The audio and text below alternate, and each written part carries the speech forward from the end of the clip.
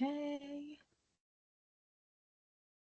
And you guys can see my screen, right? Yes. Okay, awesome. So I'll go ahead and get started here. The first book that I chose to share with you all is Guts by Raina Telgemeier. Um, Guts is a graphic memoir that combines storytelling with illustrations to explore Raina's childhood experiences. It's accessible to readers of all ages and uses the graphic novel format to communicate complex emotions and themes of health and personal growth. The story focuses on Raina's struggles with gastrointestinal issues and anxiety during her fifth grade year, while also highlighting the challenges of growing up. The main character, Raina, deals with both physical health challenges and the mental toll of anxiety. Her family provides support, especially her parents, while her friends play a key role in helping her cope with social struggles. The book touches on universal themes of self discovery, anxiety, and the importance of relationships in navigating life's challenges. The setting is suburban, covering several years of Raina's life. The vibrant illustrations help convey her emotional journey using visual metaphors to depict her inner turmoil, as you can see from some of those photos I put in there. Guts ultimately speaks to young readers, showing them that they're not alone in facing difficulties like anxiety or health problems. If you liked Guts, you might also enjoy Smile by the same author, which also explores Raina's personal experiences. Or you might like New Kid, which is also a graphic novel by Jerry Craft, which deals with challenges of race and self identity, offering similar themes of personal growth and resilience. So, overall, Guts is a heartfelt, relatable graphic novel that resonates with anyone navigating the complexities of growing up, anxiety, and learning about yourself. My next book that I chose is called In Every Life by Marla Frazee. It is a reflective picture book that emphasizes the value of every individual life, no matter how small. Through simple poetic language and warm illustrations, Frazee highlights the beauty and significance of everyday moments, and she encourages readers of all ages to appreciate their own unique existence. The book is a gentle reminder that every life plays a vital role in the world. There's no central character in the book, and instead, the book features various characters ranging from children to adults to animals, and each are representing different aspects of life. The book's theme centers around the interconnectedness of all life, illustrating that even the smallest actions matter. The illustrations are key to the book's message. They're beautiful. It kind of is like a little like lyrical like prose poem, and then on the next page it's just a large illustration. Um, and Frazee uses the light and the color to convey emotion and emphasize the beauty of ordinary moments. It is a heartwarming read that resonates deeply with readers. It resonated with me, and it makes it suitable for both children and adults. If you enjoyed In Every Life, you might also like All the World, which is also illustrated by Frazee. And this book shares similar themes of interconnectedness. And then Hello Lighthouse is by Sophie Blackall, which, like In Every Life, reflects on the quiet importance of daily lives. So overall, every life is a exploration of life's significance and kind of encourages meditation a little bit. My next book I chose is Before the Ever After by Jacqueline Woodson. It is a middle grade novel written in verse, and it's realistic fiction. It tells a story of and the emotional story of ZJ, who is a young boy dealing with the effects of his father's memory loss due to brain trauma from his football career. And the verse format gives the book lyrical depth, allowing readers to experience ZJ's internal struggles and the shifting dynamics in his family. The story follows ZJ's journey as he watches his father, who was once a legendary football player, decline from CTE. This is set in the 90s, kind of before what CTE was known about and what effects it had. So there's themes of family, love, memory, and loss as ZJ learns to cope with his father's changes and what it means to love someone through such profound transformations. While the book does not feature illustrations, its poetic writing creates a vivid imagery and deeply conveys ZJ's feelings. And if you liked Before the Ever After, you might also enjoy The One Thing You'd Save by Linda Sue Park, which is also poetry. And it similarly deals with loss and personal reflection. And you might also like The Remember Balloons by Jesse Alvaros, which explores memory loss and its impact on relationships in a similar way to Before the Ever After. But Before the Ever After is a very heartfelt story about love, family, and navigating difficult changes. Okay, and then my last book is The Great Stink by Colleen Pafe. The Great Stink is a nonfiction picture book that tells the story of how Joseph Bazzagetti, a brilliant engineer, solves the sewage crisis in Victorian London. The book explains how London's pollution and filth caused a public health emergency, leading to the Great Stink of 1858, and how Joseph's innovative sewage system helped clean up the city. So the story emphasizes themes of innovation, perseverance, and public health, highlighting the determination to tackle a major problem that affected the entire city. The book also touches on how his work in engineering transformed the urban life, making it cleaner and safer for London citizens. The detailed illustrations help bring the story to life, depicting the grim, polluted streets of London and then the positive impact that Joseph's solution. The vibrant images of progress help young readers visualize the importance of infrastructure in improving society. For readers who enjoyed The Great Stink, books like Library on Wheels, written and illustrated by Charlene Glenn, could be, oh goodness, I'm so sorry. I had a different book, not Hello Lighthouse there. But Library on Wheels could be a good option because it is also nonfiction and talks about the impact that a woman had on society and how she created the first library on wheels. And then I had a different picture there, so I have no idea what happened. But the other book that you might also enjoy is Peeking Under the City by Esther Porter, which explores creative problem solving and urban infrastructure. So kind of seeing what's going on in a city aside from, just what's on the top. So yeah, and those are my references. Okay. Any questions?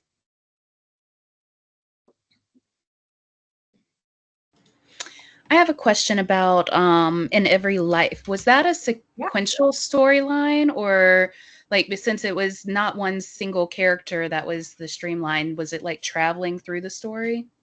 It almost felt more like pieces of art that were kind of put together with like a string of poetry. On one page it would, and I wish I had the book, but all of mine were library books, so I had to return some of them. But like on one page it would say, in every life there is hope, and then it would have like small pictures of different people and like different hopeful situations, and then the next picture would have like just a beautiful like illustration. So Marla Frazee is more of an illustrator than a writer, And she kind of got the idea from like this poem that she liked, and so she wrote a poem of her own and then created it into a book. But it really makes you, I don't know, the pictures were really cool, and like with the pastels and everything in the book, I feel like it was I don't know, it hit like my heart a little bit more. And then a lot of my books have been like, oh, AJ, my husband, read this one. I like this one. And he was like, okay, this one was fine. And I was like, oh, okay, it didn't hit the same way for you. So I feel like it's one that you really would sit down and kind of like meditate and like think about as you slowly flip through the pages.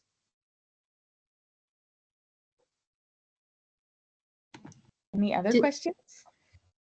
As far as you used Guts by Raymond Telgemeier, have you read any of her other work aside from Smile? I haven't read any, but they're definitely on my list because I really enjoyed Guts.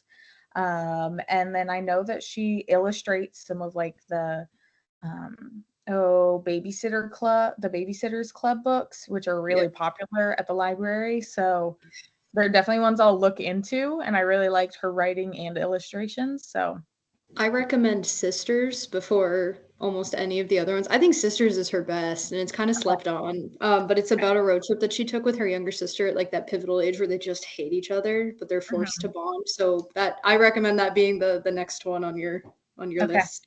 Thanks. That one I see go through the library a lot. I can't keep them on my shelves. Oh yeah, no, they're hugely popular. Yeah, drama and all of them. About just like the pastel and the beautiful colors of the books that she chooses, I feel like is very eye-catching. And then it just is like Guts or Smile, you know, it's just like something that you want to reach for if you're just like looking at a shelf, you know. Yeah. Cool. Did anyone choose any of the same books? I almost picked Guts, but I had a feeling you were going to. I was like, I'll give it to May. She can have it. Oh my goodness. I did like Hello Lighthouse, though. I read that for one of mine.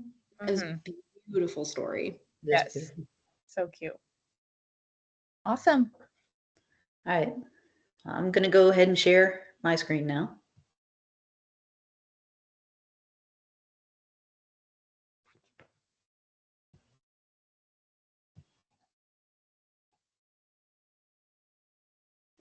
So hello, everybody. Tonight I'm going to share information about the 4 books that you see here that I hope you might want to pick up. My first book is an easy reader called I Did It by Michael Imberly. And if you've ever felt like you couldn't do something, this book will definitely convince you to try.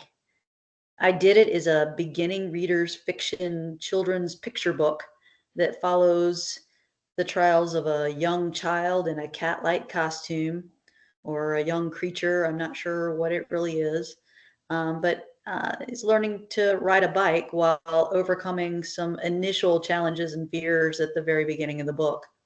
And the book's set in a world where animals and toys come to life as playmates for this young child, and they provide encouragement to him. The themes include perseverance, developing self-confidence, and joy of accomplishment.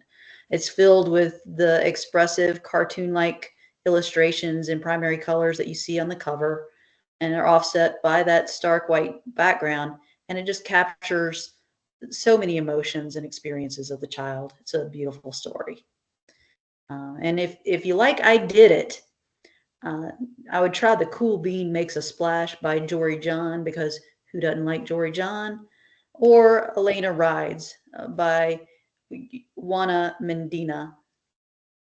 In The Cool Bean Makes a Splash, the cool bean has to face his fears as he summons the courage to go down a super slide at the local pool. Perseverance and overcoming fears are also themes in Elena Rides. In this book, Elena the elephant learns to ride a bike. So you can't go wrong with any of these. Julie, your slides aren't switching. They're not switching? No. Nope, we are still just seeing the main one. Yeah, we're not seeing the actual slideshow. Mm-hmm. Well, let me stop sharing and I'll go back and try again. Thanks for letting me know.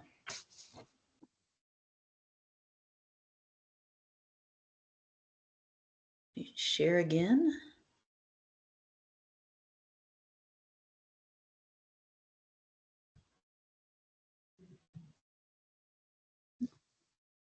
Shannon, I love your dog in the background, just sleeping. So can you Wait. see, Two dogs. can you see the switching? Yes. Well, Okay.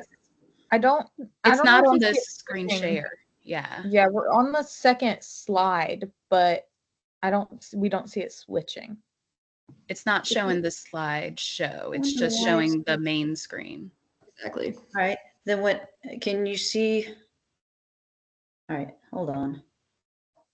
Let me share again.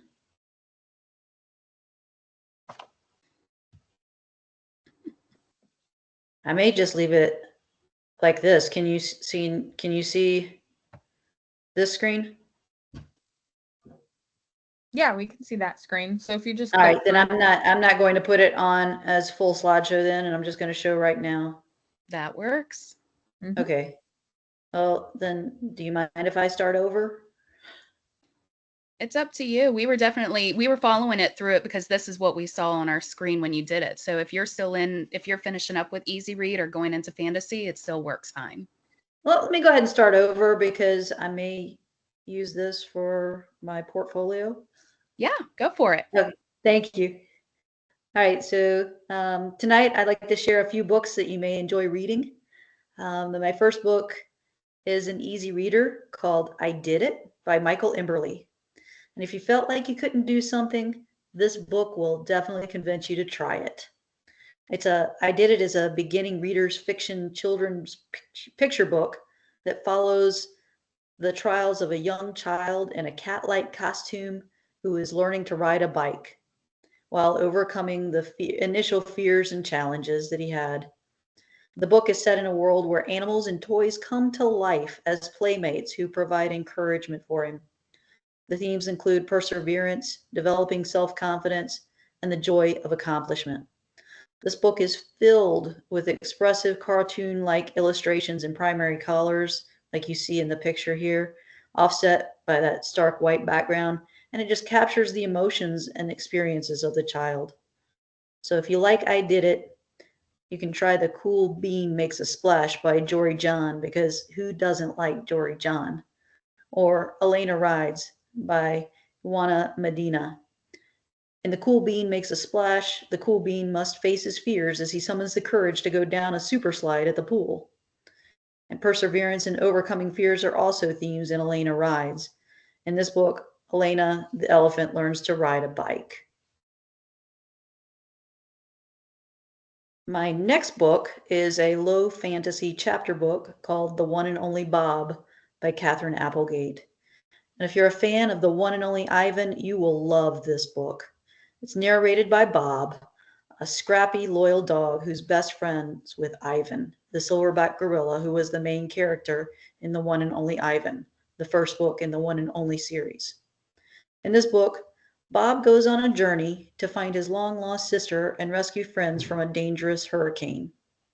Set in the middle of a hurricane in a small town near an animal sanctuary where Ivan and Ruby reside, the novel explores themes of courage, loyalty to friends, and finding one's place in the world. With a mix of the heartwarming prose and black and white illustrations that capture the essence of the characters, this novel is perfect for readers who enjoy animal-centered adventures. And fans of The One and Only Bob will also love another one of Katherine Applegate's novels about dogs, Dogtown, which is the story of a three-legged dog named Chance and her friends Metalhead, who's a robot dog, and Mouse, who's a real mouse, who break out of Dogtown Animal Shelter to find their forever homes. And if you really just enjoy stories told from an animal's perspective, you'll enjoy A Horse Named Sky, which is about a horse who makes his way across rough terrain to be reunited with his family after being captured for the Pony Express. My next book is a magical fantasy called When You Trap a Tiger by Tay Keller. I'm not usually a fan of fantasy, unless of course it's about an animal, but this book is amazing. When You Trap a Tiger is a fictional middle grade low fantasy chapter book that blends magical realism with Korean folklore. The story follows Lily, a shy, biracial Korean American girl who moves with her family to live with her ailing halmoni, which means grandmother in Korean. Lily encounters a magical tiger from her grandmother's stories that offers her a deal to heal her halmoni. This deal forces Lily to confront family secrets and her Korean heritage.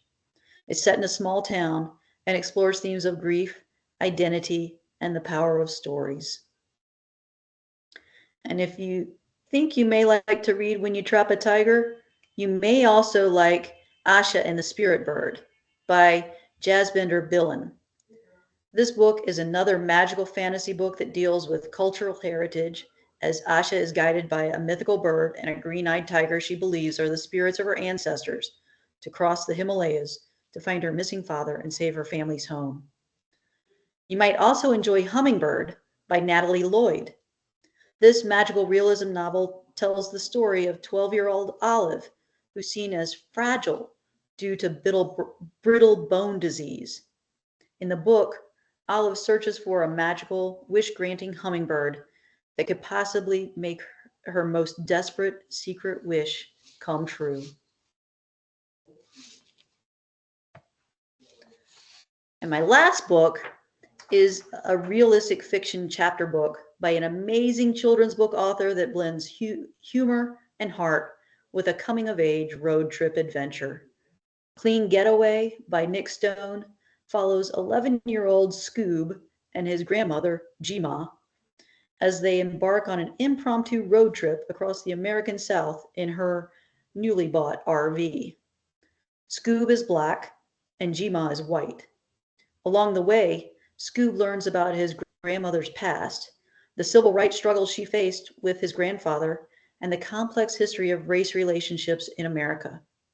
Set against a backdrop of real historical locations, the novel explores themes of family, identity, and social justice. The book also includes some illustrations and maps that enhance the narrative and provide context for the young readers.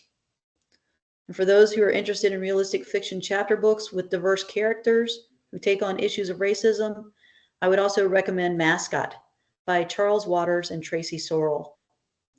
In Mascot, 6 middle schoolers, all with different backgrounds and beliefs, learn about identity, tradition, and what it means to stand up for real change when their school's mascot is seen as a racist. Similarly, A Good Kind of Trouble by Lisa Moore Ramey is another realistic fiction book that deals with racism, as 12-year-old Shayla is forced to choose between her education and her identity when her sister joins the Black Lives Matter movement in the wake of a powerful protest. And I've also included the references of each of these books for your information.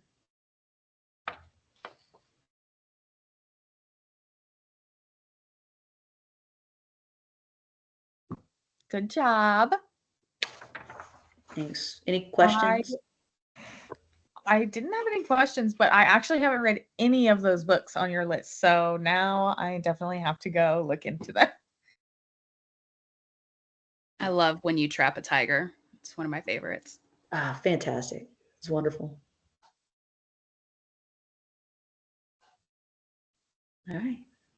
I don't have any questions. I was looking at it and everything was well described, Julie. Mm-hmm. Thanks. I guess you're next, Shannon, then. All right. Wow.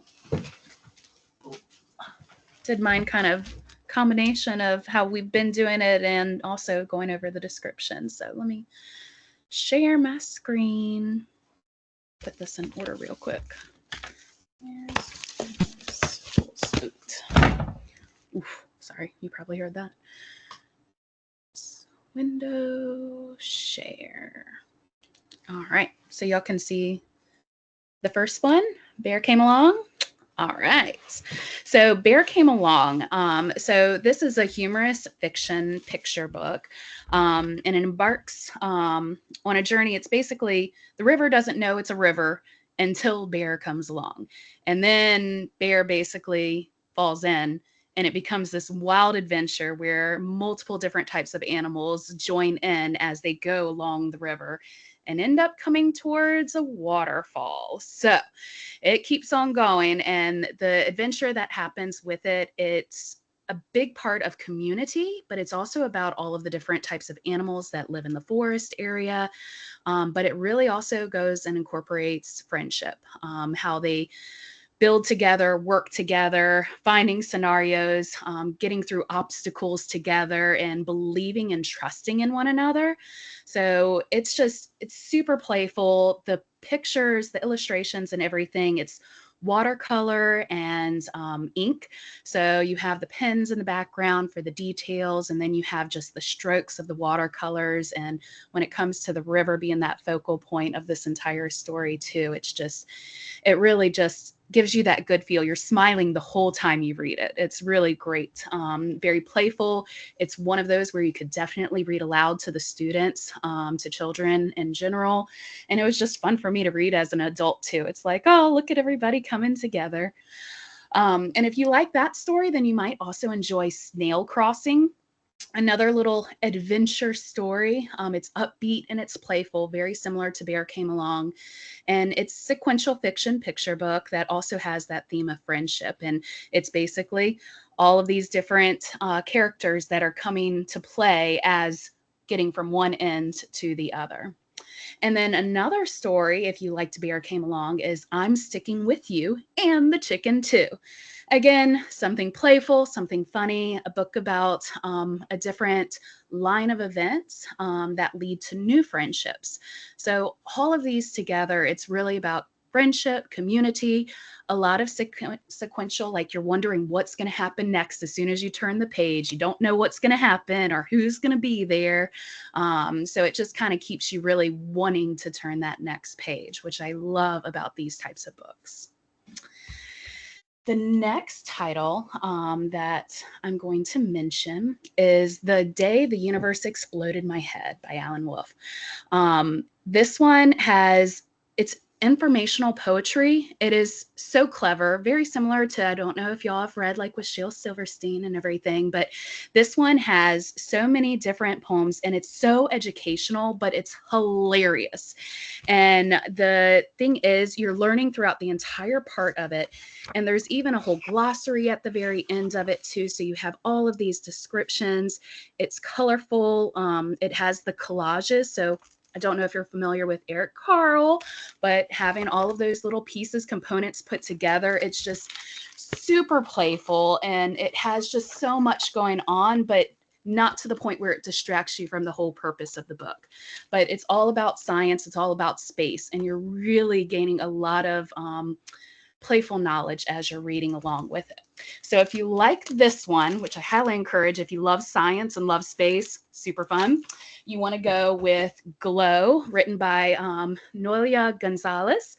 That one is another informational book about planets in space. It really does guide you through that process. It's very similar artistry as well, but it's definitely something where it gives you a lot of facts, but having fun at the same time. So it's not overwhelming like I'm looking and reading a study book. It has a lot of rhymes, it has rhythm to it, and it really just gives you that connection with the illustrations that are in it too. Another one is Science Verse. Of course, verse kind of gives it away. An informational picture book that's full of humor and wit through rhyming and verse. You really are getting a lot of information as you're flipping each page. But this won't just be with science or with space, but it'll also be, there's the periodic table with chemistry and different ways to try to memorize different components of the periodic table. There's just so much fun in there from, it'll go over an entire array of different subjects within science, but I definitely encourage you browsing through that. It's great things when you're doing paired text assignments. So for science focuses, these are great tools to be able to incorporate. Great books to use as tools to incorporate, I should say. Next, we have Circle Rolls. I hope you all have read this because I've read this book so many times, and it's so simple and playful and just so descriptive too. It's a concept picture book, but it goes over not only the shapes, but it also goes over point of reference and just positioning. So it's saying that you're going to also flip and go over to the side, and where's it going to go? You never know. But the rhyming part of it is a big concept to be able to get children to engage and understand the different parts of the different shapes and how they interact with one another and how one might turn into another. A square can get flattened into a rectangle. A circle can pop and explode into a whole different bunch of shapes. So, and it's how they kind of work together and create those shapes to just be all combined in one too. And if you like this story, then I would definitely encourage you to read Trucks on Trucks. It's a concept picture book that focuses on shapes, colors, and positions again, but definitely will have a different type of those that have different interest levels, those that enjoy less of just the shapes. They need something that they can actually recognize. So having things like the trucks and the different types of trucks, from cement trucks to the trucks that can be put on the back of a train, to all the different types of vehicles too. So it's a really great way to be able to see the use between them, and also the fact that it goes over the same type of shape concept as circle rolls. And then there's Love is a Ball. Don't know if any of y'all have read this one before, but it's super cute and super loving and just kind of gives you that good feeling. But it's a rhyming, playful take on types of love through different balls and other circles.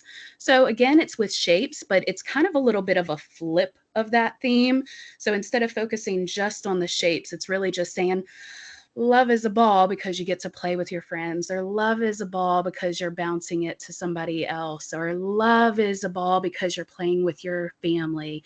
It goes over different types of ways to kind of connect that circle shape, and bubbles and things like that, balloons, connecting that concept within it too. But using rhyme, again, being able to be playful and just enjoy that simple concept book in a way that still makes you really want to turn each page. And my fourth book, this is a nonfiction chapter book. I was actually surprised when I got this book. I did not realize how text heavy it was going to be until I got it. But it was super fun to be able to read, because not only does it go over about the concept of just understanding the fake news concept, because I was talking about that in another one of my classes, but it goes over with each of the headers in the book, even though it's very heavy with text, the photographs and everything really kind of pull you in, but the headers are the biggest part that really just make you be like, let me read a little bit more. Let me read a little bit more. Things like Back to the Show and At Last, The Station Break. And it just helps keep on driving you to go into the too darn realistic approach to, let me see what could have happened or what should have happened and why we believed in something. It basically goes over how there was a broadcast on radio broadcast, and it was in 1938, and it was just something that was supposed to be playful over the radio, and it was about an invasion of aliens, and there was some type of bloop in the broadcast, and it made people think that it was actually real. So people were freaking out, and it was this huge thing that and the entire world was going over thinking that aliens are attacking our world. So it was just amusing to be able to see how it came across. It has timelines. And one great thing about this one too is it does go over an entire list of sources. So you really know the research was put in with this, but it will go over with the source notes for each chapter even. So when it comes to for juvenile and middle school, for example, or I would even say 5th grade and up, those that are starting to look into doing some research concepts, this is a really great part connection, because it also gives them the understanding about the importance of sources too. So if you like Spooked, again, it is very text heavy. It is that nonfiction chapter book, but it has great photos in it, and it has great things to kind of keep your attention as you keep on reading.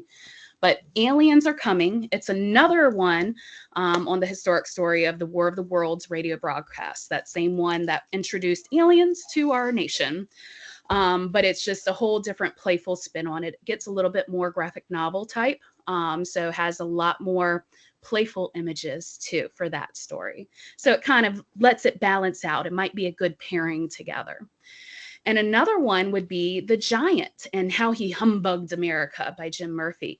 And it's another historic telling of how America got tricked into believing a scam, where it was basically about somebody had found what they thought was just a petrified giant that was buried underneath their property. And then somebody else said, oh, well, I think I found one too, and created some type of fake giant underneath their land. And it became this battle between who's going to have the most people come onto their property. But again, it's about scams. It's about fake news. And that's a big hot topic now in our world, especially with social media and everything. So these are great stories that kind of can get children to kind of understand that concept about don't believe everything that you hear or read or things like that. You need to make sure that you back up the facts. So these kind of stories really go into that part, into that concept. But again, a great read. Any questions? I have one. Yes. So which of your pairings did you use for your paired text assignment? I did not use these at all. Actually, my Really? paired text was about, it was science because I did do that, but my nephew's in 5th grade. So he was learning about the Luray Caverns. So I did everything with, it was actually, do I have it here? Maybe not.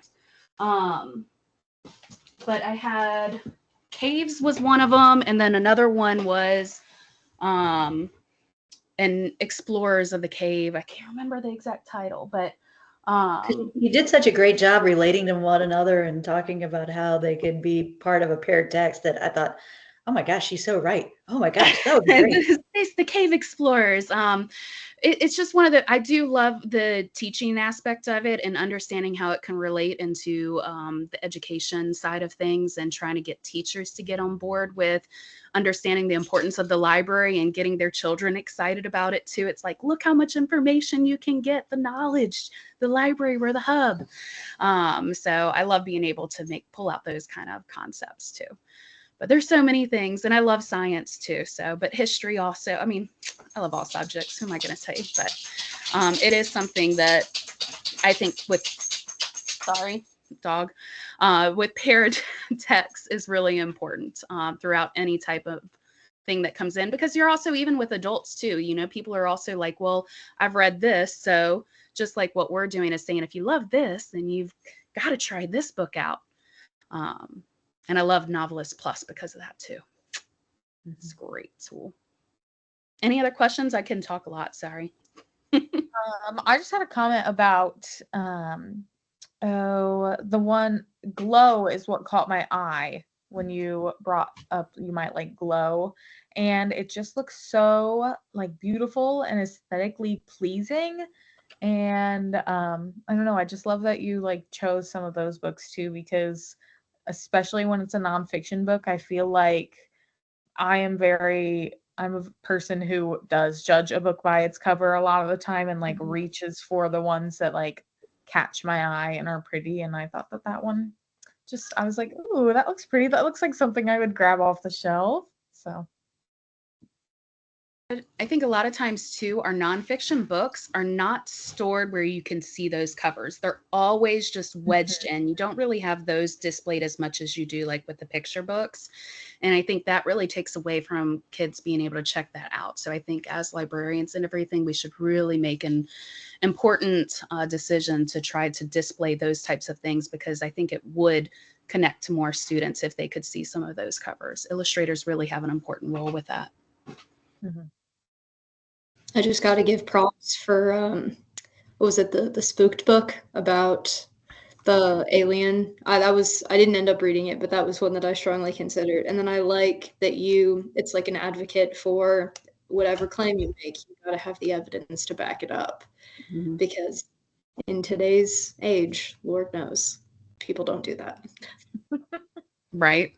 Yeah. So teach them young. Exactly. Any other questions? Definitely, if you like reading to children, read Bears, because it definitely, Bear came along. It's adorable. It really, really is. And I know that all of y'all do like the illustrations of things. I think y'all would enjoy this too. The watercolors. If you like watercolors, this is just like, definitely encourage you reading it. Quick read, but makes you smile.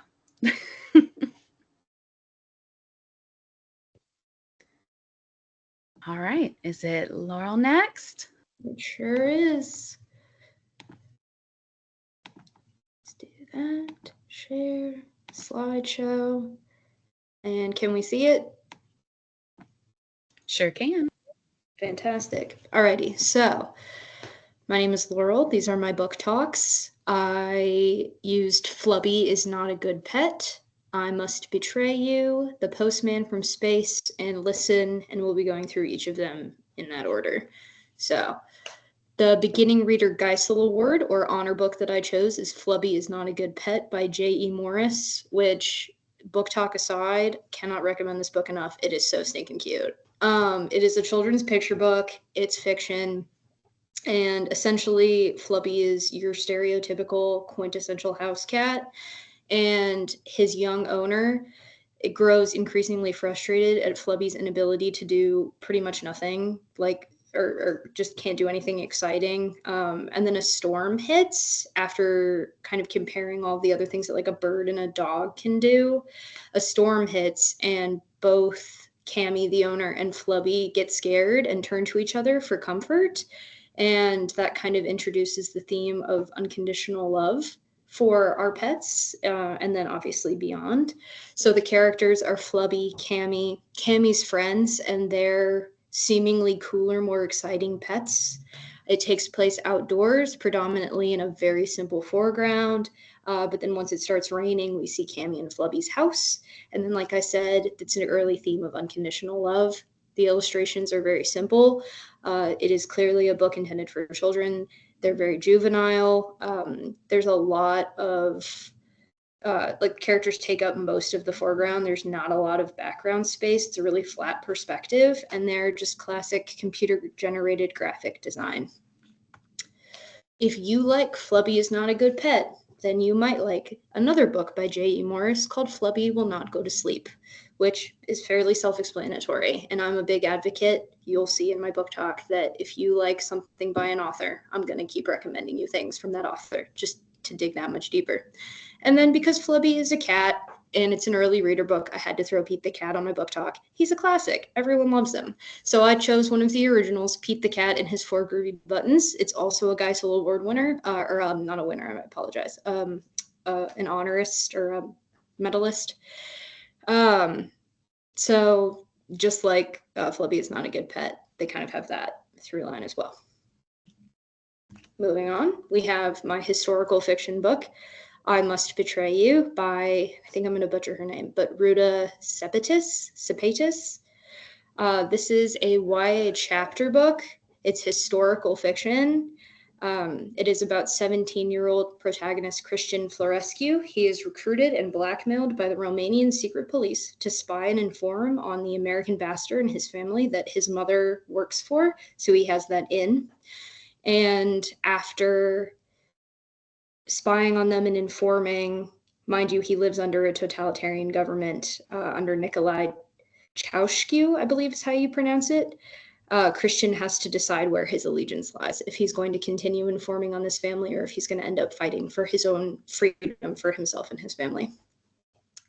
So the main characters are Christian, Bunu, his grandfather, Liliana, his neighbor and girl that he has feelings for, Agent Paddlehands is the secret police officer that he must report to, Luca, who is his friend, who ended up informing on him, Dan Van Dorn, who is the American ambassador's son who he befriends, and then Mr. Van Dorn is the American ambassador that he is informing on.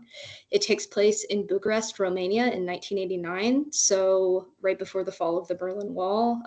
Communism in Europe was kind of on the decline, and the themes that it introduces are trust and betrayal, courage in the face of adversity, and fighting for one's personal freedom and the freedom of one's nation.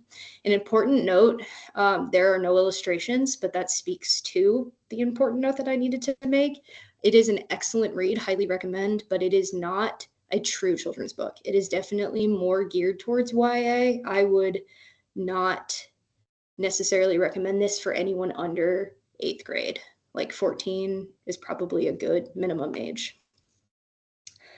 Moving on, if you like I Must Betray You, then you also might like Between Shades of Grey by Ruta Sepetys. Like I said, gotta keep it in the family. Same author, similar concept. I think this takes place earlier in, I want to say Soviet Russia. I can't exactly remember the whole plot in my research, but it is very similar. It's just not communism right before the fall. It's like middle communism, I believe. And then A Night Divided as well. This is contextually kind of explaining what might have led to the erection and the fall of the Berlin Wall, as this little girl is separated by her family. She is on the eastern side of the wall, which is the more oppressive totalitarian side, versus the western side where her father ended up. And he's basically trying to convince the girl and her family to come over to the other side, and she has to decide what's best for herself and her brother. So then we have science fiction, The Postman from Space. This is a super cute graphic novel. It's early science fiction. It follows main character Bob the Postman as he traverses unfamiliar corners of a distant galaxy on a new, unexpected mail route given to him by his alien boss.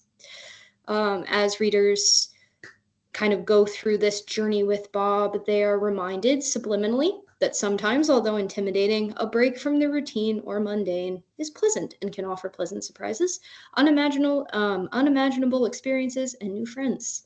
So the main characters, there are a lot that are unnamed, but there's Bob, his alien boss, and then for each planet that he visits, he has new alien characters that he is introduced, and he visits about 3 or 4 planets, so there's at least one or a group that he is introduced, and then doesn't necessarily befriend, but realizes that they're shaking it up. They're adding a little spice to his life. It takes place in a distant, unknown galaxy where human and aliens are coexisting, and outer space, for lack of a better term or phrase. Main theme, good things come when we least expect them. The illustrations are quirky and kid-friendly. It's a wonderful introduction to graphic novels for kids, but also sci-fi as a concept.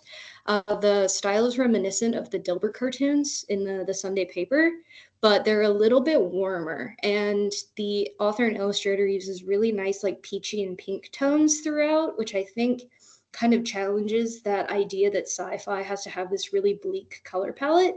It's actually very warm and inviting, and it was a really cute story. Now I have 3 recommendations because A is for Alien I'll talk about.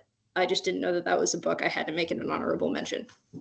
But if you like The Postman from Space, then you might like The Postman from Space Biker Bandits, which is the sequel, and it is hyper-specific to one of the planets that Bob the Postman visits.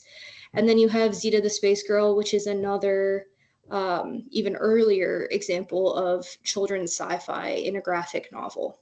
And then as I was looking for sci-fi introductions for children, I'm a massive Alien fan and didn't know that they have a children's Alien book devoted, so I just had to throw it in there. It's a really funny story, actually, if you guys are fans of the movie. All right, so for biography and nonfiction, I chose Listen, How Evelyn Glennie, a Deaf Girl, Changed Percussion. It is a children's picture book. It's biography nonfiction. It is the true story of Evelyn Glennie, who lost her hearing at, I believe, around 10 or 11. And despite being told by countless doctors and music schools that she couldn't become a musician or couldn't continue her career in music, She ended up going to school devoted for music and became the first solo percussionist in the world. And I highly recommend. I almost added a clip, but I didn't want to take up too much of your time. Incredibly talented. She's a dame now, which is awesome. Like, she's from Scotland, super popular, fascinating to listen to. So the characters are Evelyn Glennie. Her family, namely her father, he was the one who basically told the doctors, no, she can do whatever she puts her mind to. Ron Forbes was her music teacher, particularly the one that got her into percussion in the first place. And then the doctors who told Evelyn that she would never be able to play music again, obviously play a major key in the story. So it starts off in her hometown, Aberdeenshire, Scotland, and then she goes to London, England. The themes are the universality of music and triumph in the face of adversity.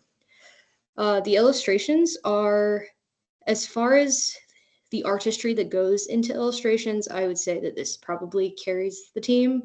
Very bold paint strokes that mimic a sense of fluidity, kind of a lot like music.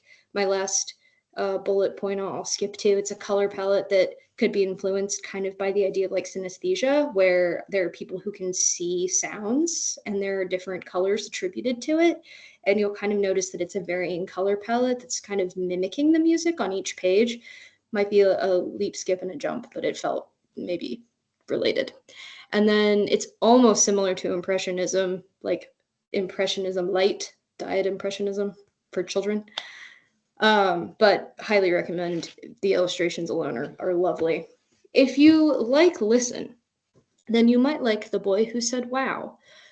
This book is fantastic. It's about a little boy who is nonverbal and autistic, and his grandfather takes him to an orchestra. And after it, he, in a silent crowd, he goes, wow. And it was just this hugely profound moment. So tangentially related in that music is appreciated by anyone and everyone. And then 88 Instruments, the kind of turning point in Listen is that Evelyn Glennie didn't know that she wanted to pursue percussion originally necessarily until her teacher kind of experimented with her.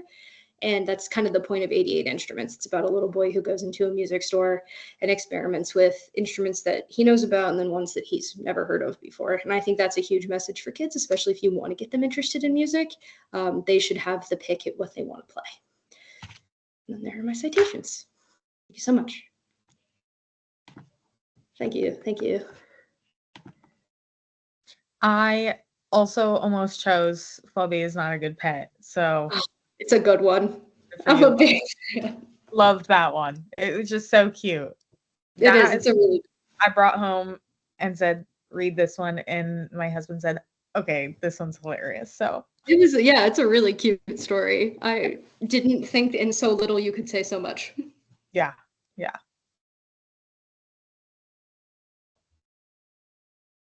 Nice job. Oh, thank you. Yeah, very informative. Yeah. Thanks. Presenting scares the bejeebs out of me. So thank you, guys. You've been wonderful. You did a very good job. It was very well organized too. Thank you. Thank you. Yeah. All right, I'm going to go ahead and stop the recording.